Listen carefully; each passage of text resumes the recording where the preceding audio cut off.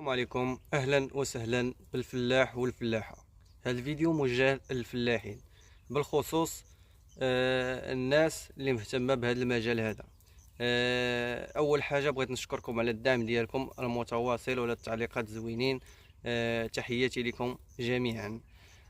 احنا الان اليوم الخامس عشر في الحصاد، مازالين مستمرين الاخوان. بالضبط بإقليم تونات، قرية بو محمد.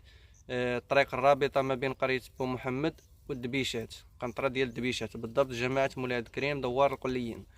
بالمناسبة الإخوان، الحصاد مازال مستمر. وقعوا بعض الأعطاب اللي هي وقعوا لنا في المشاكل في الماكينة.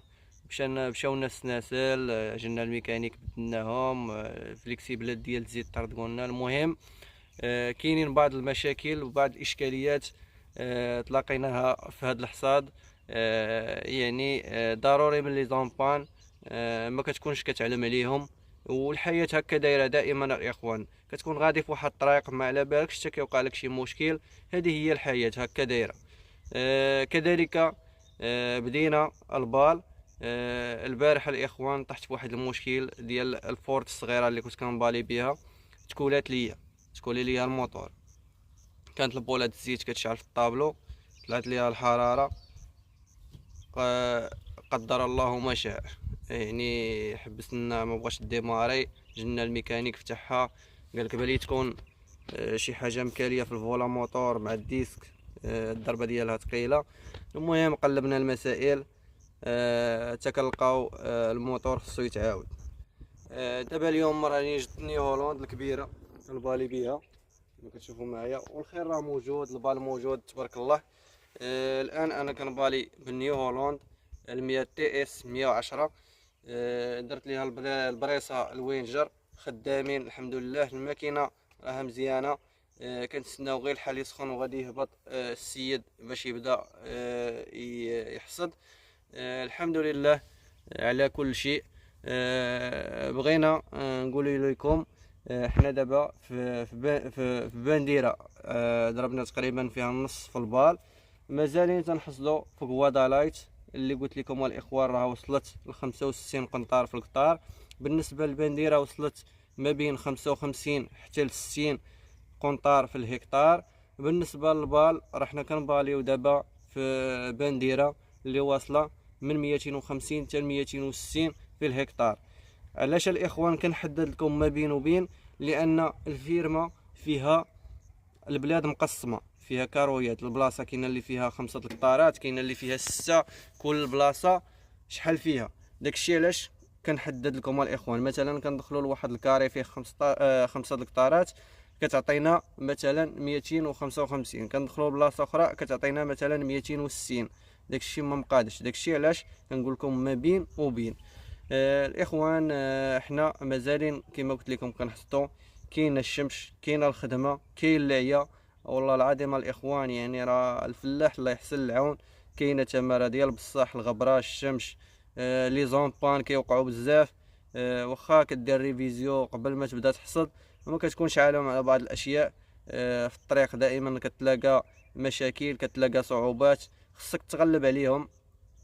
يعني راه ماشي غير في المجال ديال الاليات، هذه الدنيا هكا. الانسان كذلك كيكون غادي في واحد الطريق كيتلاقى مشاكل خصو يتغلب عليهم.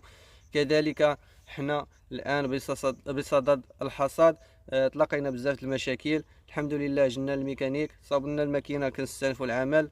وقع لنا مشكل في التراكتور ديال البريصه، حبسناه جنا هذا كنديبانيو به واخا كبير، حيتاش اول حاجه غادي ياكل لينا المازوت بزاف. ثاني حاجه الاخوان الدوره ديالو كبيره. التراكتور الصغير تيعاونك كضر في البلاصه اي حاجه، فهمتي؟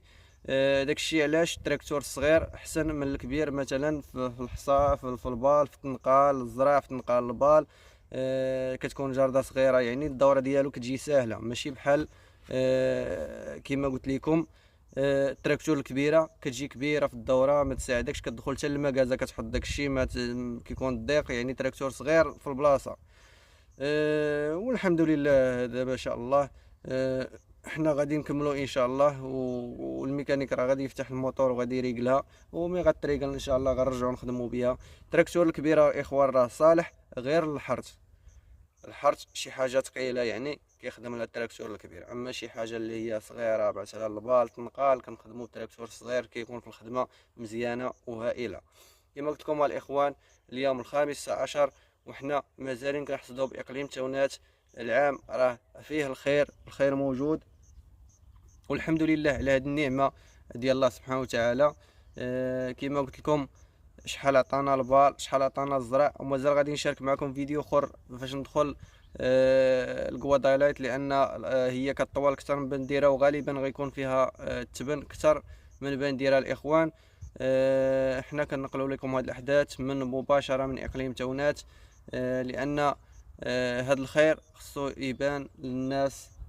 كاينين اللي تيحبوا هذا الميدان وكنعرفوا بالمنطقه كذلك، وكنشاركوا مع الناس لان كاينين الناس كيبغيو يعرفوا يعني هذا العام كي دايز. كاين البال، كاين الفرينه، وكذلك الفلاحه بصفه عامه، وكذلك الناس اللي كيشريو كنعرفوهم بالمنطقه. مثلا يجيو يشريو من هنا البال، يشريو مثلا حيتاش كاين الحوز كان الجفاف ما كاينش هنا، غالبا كيجيو ياخذوا من هنا من اقليم تونات. كاين الخير موجود والحمد لله. هنا كتبين للناس فين كاين البال، فين كاين فرينه. كاين اللي كيستافد يعني ما كيكونش عارف.